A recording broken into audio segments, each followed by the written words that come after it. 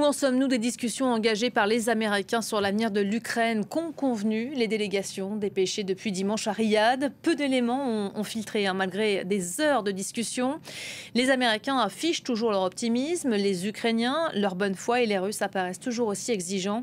En ce début d'après-midi, la Russie réclame un ordre de Washington à l'Ukraine pour, je cite, réactiver l'accord sur la mer Noire, cet accord sur la navigation commerciale permettant le commerce de céréales et d'engrais russes. Pendant ce temps-là, en Ukraine, nous le verrons aussi, les combats sont toujours aussi intenses à coups de drones russes et ukrainiens ne laissent entrevoir aucun signe d'apaisement. On ira retrouver James Sandré qui évolue sur le terrain entre Kiev et Zaporijjia. On va décrypter évidemment ces derniers rebondissements avec l'invité du jour, c'est Claude Blanchemaison. Bonjour. Bonjour. Merci d'avoir accepté notre invitation. Vous êtes ancien ambassadeur de France en Russie. Vous l'avez été entre 2000 et 2003. Vous êtes auteur aussi d'un livre, Vivre avec Poutine, aux éditions Temporis. Vous avez une longue carrière de diplomate. Vous avez été ambassadeur dans de nombreux pays, le Vietnam, l'Espagne, l'Inde, évidemment la Russie, ça nous intéresse. Vous enseignez aussi à Sciences Po Paris aujourd'hui. La question qu'on a envie de vous poser aujourd'hui, le fait que ça prenne autant de temps, on parle de douzaines d'heures d'échanges, des discussions croisées. À aucun moment les Russes et les Ukrainiens ne se parlent, mais on voit que les Américains font la navette depuis au moins 3 jours à Riyad. C'est bon signe, ça veut dire qu'on est en train de négocier quelque chose ou pas? En tout cas, c'est logique, puisqu'il y avait hier face à face à Riyad des diplomates ou des assimilés diplomates, puisqu'il y avait aussi un représentant du KGB d'assez haut niveau.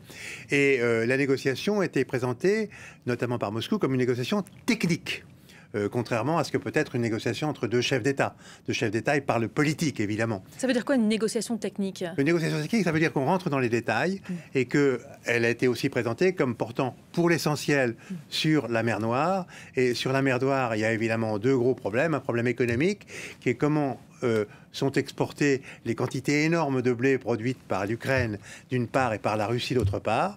Et en effet, il y avait un accord qui a permis l'année dernière d'exporter correctement ces quantités de blé en grande partie par la mer Noire, à la satisfaction de l'Ukraine et à la satisfaction de la Russie également. Et qui ne le permet plus aujourd'hui, donc, qui est suspendu. Alors, il a été suspendu en effet par la Russie, parce que justement, deuxième sujet, c'est la guerre en mer Noire. Et cette guerre, c'est finalement en partie les Ukrainiens qui l'ont gagnée, puisque finalement, avec des moyens qu'ils ont inventés eux-mêmes, qui sont des drones ukrainiens, des drones maritimes, c'est-à-dire en fait des petits navires très bas sur l'eau, sans pilote, qui permettent de percuter des navires de guerre russes, qui permettent aussi d'aller atteindre des ports comme Sébastopol, le saint des saints pour la Russie, ou même plus loin que ça, Novorossiysk ou ailleurs en mer Noire. Et donc la marine de guerre russe ne peut pratiquement plus circuler en mer Noire, puisqu'il y a ces offensives qui peuvent arriver à tout moment de la part de l'Ukraine. Et c'est certainement un des points qu'a soulevé la Russie. On dit même que les Ukrainiens ont infligé de lourdes pertes aux forces russes dans cette région-là, 20% des effectifs apparemment. Oui, et probablement touchés, un quart ou un peu plus des navires qui étaient en mer Noire. Et la Russie ne peut pas en amener d'autres, puisque c'est, d'après le traité de Montreux, la Turquie qui contrôle les détroits. Et quand il y a une guerre en mer Noire, eh bien, la Turquie empêche les navires de guerre de passer, dans un sens ou dans l'autre. Par conséquent, la marine russe a été diminuée d'un bon quart, peut-être même d'un tiers, et ne peut plus naviguer en mer Noire. Alors, c'est effectivement un petit peu difficile pour les Ukrainiens d'accepter une négociation de cessez-le-feu dans ces conditions-là, puisque la situation est exactement inverse de ce qu'elle est sur Terre, ailleurs, où ils sont plutôt à la peine. Là, sur le terrain de la mer Noire, ils ont plutôt remporté la partie pour le moment. Alors c'est intéressant ce que vous dites, parce que ça nous montre à quel point c'est important finalement pour les Russes, malgré tout ce qu'on peut dire aujourd'hui, ces négociations engagées par les Américains, même si on n'a pas l'impression que ça avance, que ça progresse. Je le disais, plusieurs rounds de discussions, d'échanges croisés. À aucun moment les Russes ou les Ukrainiens ne se parlent directement. On résume cette dernière session tout de suite avec Sophie Samaï. Regardez. 12 heures de discussion à huis clos et une conclusion plutôt succincte. Nous avons abordé tous les sujets. Ce fut un dialogue intense, difficile, mais très utile pour nous et les Américains. Alors qu'un communiqué officiel avait été annoncé ce mardi, le Kremlin a finalement nié toute publication de compte-rendu. Les informations sur cette première journée de pourparlers arrivent donc au compte-gouttes et de manière extrêmement contrôlée. Signe, selon cet expert interrogé sur nos antennes, d'une différence de temporalité entre Moscou et Washington. Côté russe, on estime avoir la possibilité d'avancer. Et si on a la possibilité d'avancer, en quelque sorte, il n'y a pas finalement de pression pour conclure rapidement quelque chose. On peut se permettre d'évoquer tel ou tel point complémentaire. Côté américain, en revanche, effectivement, vous avez raison de le dire, il est préférable de pouvoir annoncer même des victoires partielles à court terme, expliquer qu'on a un cessez-le-feu pour 30 jours, c'est une communication, et ça permet, pour l'équipe Trump, de dire que ce qu'ils ont réussi à faire n'a jamais été fait sous Joe Biden. Les discussions vont donc se poursuivre entre la Russie et les États-Unis. Et ce mardi, l'un des deux négociateurs russes à Riyad a aussi annoncé son souhait d'associer l'ONU aux pourparlers en cours. De leur côté, les délégations ukrainiennes et américaines ont à nouveau échangé aujourd'hui. Un dialogue portant sur un cessez-le-feu en mer Noire afin de permettre un retour à l'accord céréalier mis en place entre juillet 2022 et juillet 2023.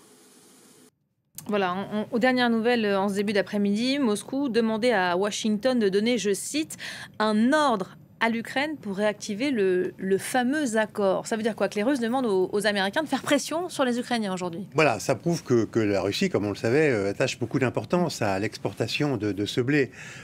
C'est vraiment plusieurs dizaines de millions de tonnes.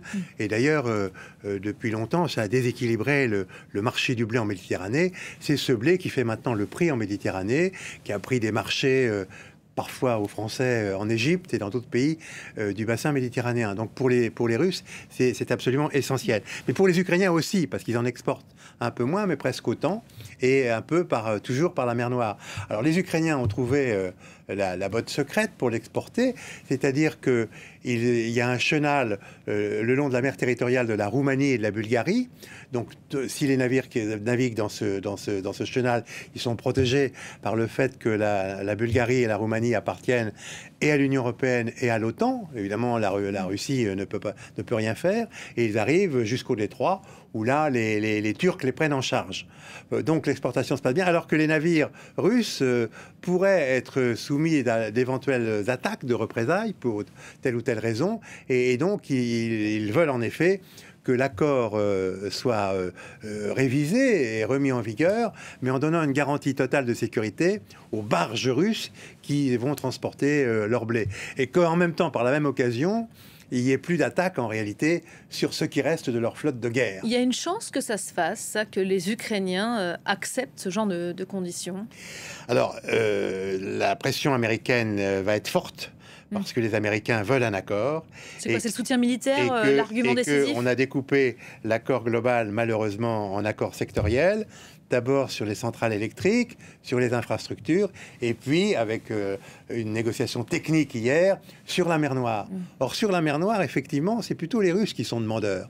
Donc les Ukrainiens doivent... C'est pour ça, sans doute, qu'il y a eu cette rencontre encore ce matin entre la délégation américaine et la délégation ukrainienne, et que c'est finalement à ce moment-là qu'on a appris qu'il n'y aurait pas de communiqué commun russo-américain, probablement parce que la difficulté vient de là. C'est-à-dire que ce que les Russes ont demandé aux Américains, que les Américains étaient peut-être sur le point d'accepter, ne convenait pas aux Ukrainiens.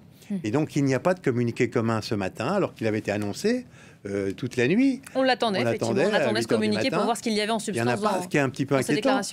Enfin, on peut voir le verre à moitié vide ou à moitié plein, c'est inquiétant, mais c'est peut-être aussi qu'on est entré dans le dur de la négociation sur ce sujet. Ce qui est inquiétant aussi, c'est qu'il n'y a pas de nouvelle date retenue. Je pense qu'on a dit, et les Russes notamment ont dit, que les deux capitales étaient en train d'examiner les résultats des conversations d'hier. De les examiner, ça veut dire que c'est compliqué. Ça veut dire aussi peut-être qu'il y a des divergences et à Washington et à Moscou sur l'interprétation à donner sur ce qui s'est dit hier et sur jusqu'où on peut aller dans cette négociation compte tenu de la position ukrainienne qui est probablement de céder le moins possible puisque en mer Noire, l'Ukraine contrôle à peu près les choses. J'aimerais qu'on s'arrête aussi sur qui est en train de négocier aujourd'hui. On a vu la délégation américaine, on a vu la délégation ukrainienne. Les Russes sont un peu moins connus. Je crois que vous dites ce sont des seconds, voire des troisièmes couteaux qui ont été envoyés. Qu'est-ce que vous voyez là-dedans? Les Ukrainiens ont envoyé des personnalités de premier plan pour discuter à Riyad. Oui, c'est le ministre de la Défense, mais ils ne sont pas à la table de négociation. Ils sont ailleurs et les Américains vont les voir pour leur demander quelles sont leurs lignes rouges. Ils sont allés les voir Ils plusieurs font des fois. allers-retours. Hein, voilà, comme ça. ils sont allés les voir plusieurs fois hier. Ils les avaient vus la veille. Ils les ont vus ce matin. Et c'est en effet le ministre de la Défense, donc une délégation de premier niveau. Les Russes, eux, ont choisi, et c'est Poutine lui-même apparemment, parce que c'est ce qu'il a fait dire par son porte-parole, qui les a choisis. Il a choisi deux personnages absolument redoutables, qui sont deux spécialistes de l'Ukraine, qui pratiquement connaissent chaque recoin de l'Ukraine. Karasin, ancien vice-ministre, qui était l'un des rédacteurs des accords de Minsk. Et ces accords de Minsk avaient manifestement, pour les spécialistes, été rédigés pour avoir de bonnes chances de ne pas être appliqués. Donc c'est un orfèvre en la matière. Ce qui s'est avéré vrai avec le temps, d'ailleurs. Y compris pour ne faire écrire des accords qui soient très difficiles à appliquer, sinon impossibles. Et l'autre, M. Beceda, était le conseiller du chef du FSB, donc des services de renseignement, pour l'Ukraine précisément. On dit que c'est probablement lui qui a incité Poutine à envahir l'Ukraine fin février il y a 3 ans maintenant, et qu'il aurait payé cette erreur par une mise à l'écart, peut-être même quelques mois de prison. Mais Poutine, assez malignement, l'a mis dans la délégation, et c'est un signal en effet qui est envoyé indirectement aux Ukrainiens pour dire ça va être difficile, ça va être dur. À l'instant, l'armée russe accuse Kiev d'avoir mené 3 attaques contre des infrastructures énergétiques russes. Donc effectivement, la guerre qui continue pendant ces pourparlers, on le rappelle et on le dit chaque jour ici. Vous découvriez hier sur nos antennes le reportage de nos envoyés spéciaux, nos reporters qui évoluent sur le terrain ukrainien, où on l'a vu, la menace du ciel, la menace des drones est absolument partout et quotidienne. On va d'ailleurs retrouver, s'il est avec nous, James Sandré. James, bonjour. J'imagine que vous avez suivi la teneur de l'échange ici sur ce plateau. On parlait évidemment de la diplomatie entre Américains et Russes, entre Américains et Ukrainiens. Est-ce qu'on en parle de tout ça sur le terrain? Est-ce que les Ukrainiens s'y intéressent? Est-ce qu'ils ont des attentes particulières? Alors écoutez, je vais vous donner les résultats d'une étude sociologique qui vient juste de tomber. 77% des Ukrainiens à qui on a posé la question dans le cadre de ces études sont favorables à un cessez-le-feu de 30 jours. En revanche, 79% du même échantillon considèrent que les demandes russes sont inacceptables. Je rajouterai juste que 82% de ceux à qui on a demandé, qui font partie de cette étude, pensent que l'Ukraine doit continuer à se battre, même si elle n'est plus soutenue par les États-Unis. Alors ça vous donne un petit peu un ordre d'idée, si vous voulez, de la manière dont les Ukrainiens perçoivent ces négociations. Nous, les gens à qui on a pu parler, alors d'abord, quand vous prenez des Ukrainiens, je dirais au hasard, dans la rue, eh bien, ils vous diront qu'ils ne suivent pas réellement ces négociations, qu'ils considèrent que finalement l'Ukraine est un peu tenue à part. Ils ont l'impression que ces négociations se jouent entre Américains et Russes, et ils ont l'impression effectivement que les Russes cherchent à gagner du temps, à traîner. Ils ne croient pas qu'il y aura un résultat, si vous voulez, favorable. Après, si on pose la question en disant mais est-ce que vous avez envie d'un cessez-le-feu? Alors effectivement, la réponse est la plupart du temps oui,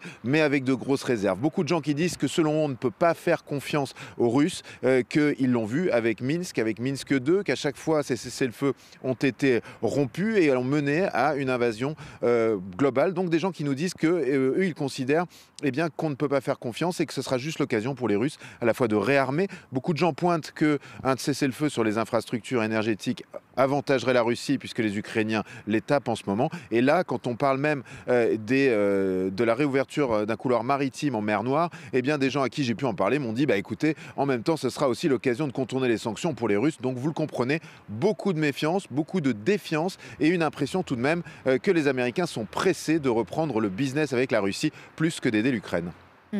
Un mot peut-être de cette guerre qui continue. On l'a vu hier de nouveau à travers votre reportage. James, vous venez de passer 12 heures avec une unité d'artillerie près de la ligne de front à Pokrovsk. Dans cette région, le face-à-face est intense.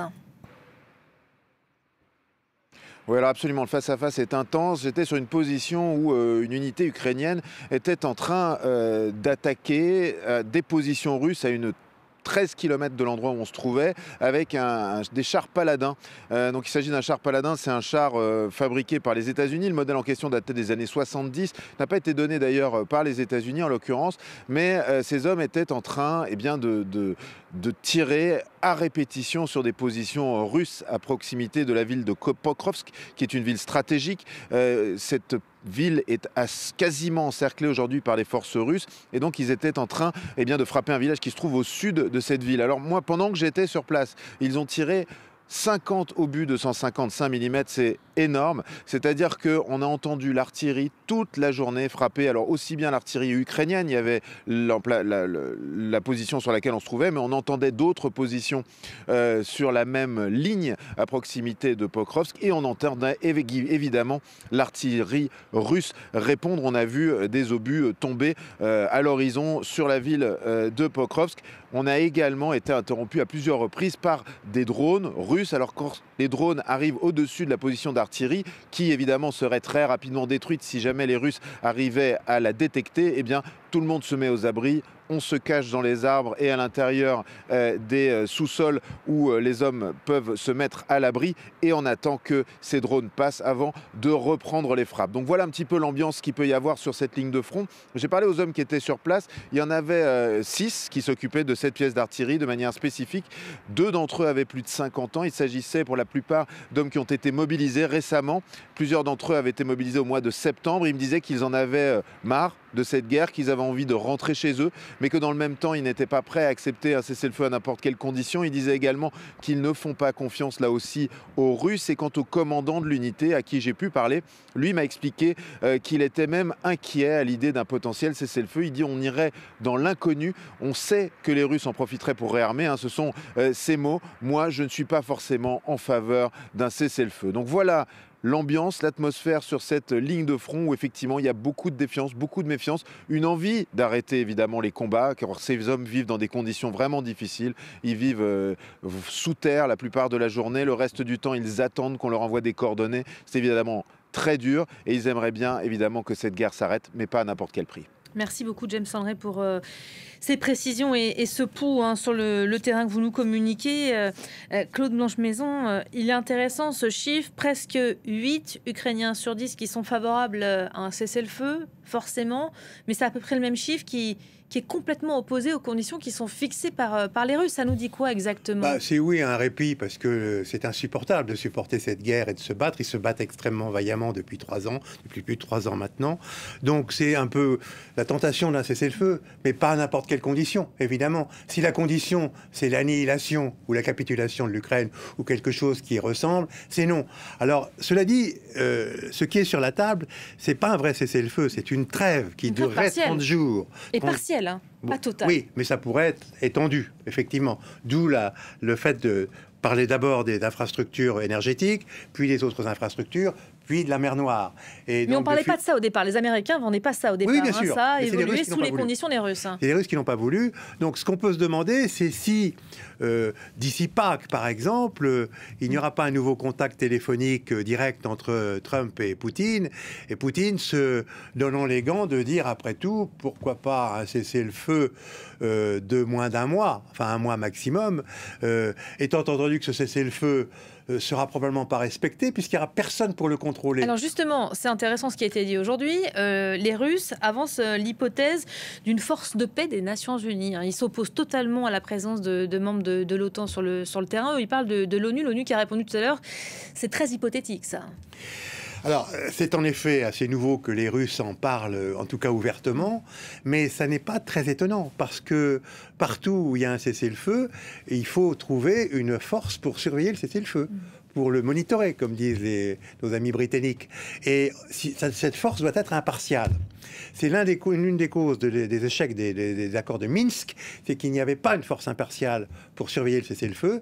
C'était l'organisation de sécurité et de coopération qui siège à Vienne, dans laquelle il y a des Russes, dans laquelle il y a des Biélorusses, et qui n'étaient pas armés, qui dressait un acte notarial de violation de cessez-le-feu. Mais c'est tout.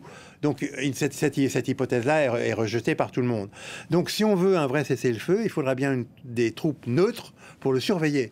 Et on ne peut pas vraiment dire que les Français et les Anglais, qui sont les meilleurs alliés de l'Ukraine, soient les troupes neutres. D'ailleurs, le président français et le Premier ministre britannique n'ont pas proposé de le faire. Ils ont proposé des troupes en arrière du front, loin du front, une fois que le cessez-le-feu sera réalisé. C'est deux temps différents. Et effectivement, dans beaucoup de discussions, on mélange les deux choses. Mais ce qui est proposé actuellement par les Français et les Britanniques et tous ceux qui sont volontaires pour faire quelque chose et qui seront à Paris jeudi, c'est-à-dire après-demain, c'est une fois le cessez-le-feu acquis et consolidé, en arrière des troupes pour préserver l'Ukraine d'une véritable invasion russe qui pourrait intervenir ultérieurement. Mais ça, les Russes ne sont pas... Ça ne résout pas le problème. Mais ça, les Russes ne sont pas en mesure de l'accepter, ça. Bien sûr que non. Bien sûr que non. Mais effectivement, il y a un problème immédiat qui, pour le moment, n'a pas été abordé. Quelles troupes surveilleront le cessez-le-feu? Et pour le moment, les Occidentaux, là-dessus, sont un peu fuyants. Ah ben on a même les Britanniques et les Français qui ont redit ces dernières heures, nous, on est prêts à surveiller le cessez-le-feu. Ils sont prêts à se mettre en retrait. À 50 km de la ligne de front, en retrait, autour des grandes villes, de Kharkiv, de Kiev, pour s'assurer qu'il n'y aura pas d'attaque massive de la part des Russes. Mais la ligne de cessez-le-feu, il n'est pas question de la surveiller parce que ça sera entré en conflit probablement dès le moindre manquement à cessez-le-feu du côté russe. Et donc nos troupes se trouveraient en conflit avec des soldats russes, ce qui n'est pas pour le moment la position des pays comme la Grande-Bretagne ou comme la France. Qui est à l'avantage, qui est en position de force au moment où l'on se parle? Il y a eu ces heures de discussion, ça fait plusieurs jours qu'on discute, il y a des allers-retours. Je pense que l'idée d'avoir un vrai cessez-le-feu avec intervention de l'ONU, ça veut dire qu'il faudrait qu'il y ait une résolution au Conseil de sécurité des Nations Unies. Ça veut dire qu'il faudrait que les Russes et les Américains se mettent d'accord sur le contenu de cette résolution, qui prévoirait à la fois un cessez-le-feu et les moyens de le surveiller par des troupes neutres, qui seraient probablement indiennes, brésiliennes, etc. Plutôt des BRICS que des pays occidentaux ou que des pays d'Europe de l'Est, évidemment. Et ça, on en est capable? Vous le croyez possible dans un laps de temps assez court? Ça demandera beaucoup de temps, bien entendu. Ça demandera beaucoup de temps. Parce que les Américains visent un accord de cessez-le-feu, vous l'avez dit tout à l'heure, d'ici Pâques, c'est dans un mois. Parce que l'idée de Trump au départ était d'enlever un cessez-le-feu à la hussarde pour dire, voilà, j'ai respecté mes engagements, les armes se sont tues. Si elles reprennent un mois plus tard, après tout, c'est pas mon problème. Il y a un agenda accéléré côté américain, on le sait. Voilà, il aurait pu accuser les Européens de ne pas avoir fait ce qu'il fallait, il aurait pu accuser les Russes de ne pas avoir fait ce qu'il fallait, même les Ukrainiens de ne pas avoir fait ce qu'il fallait.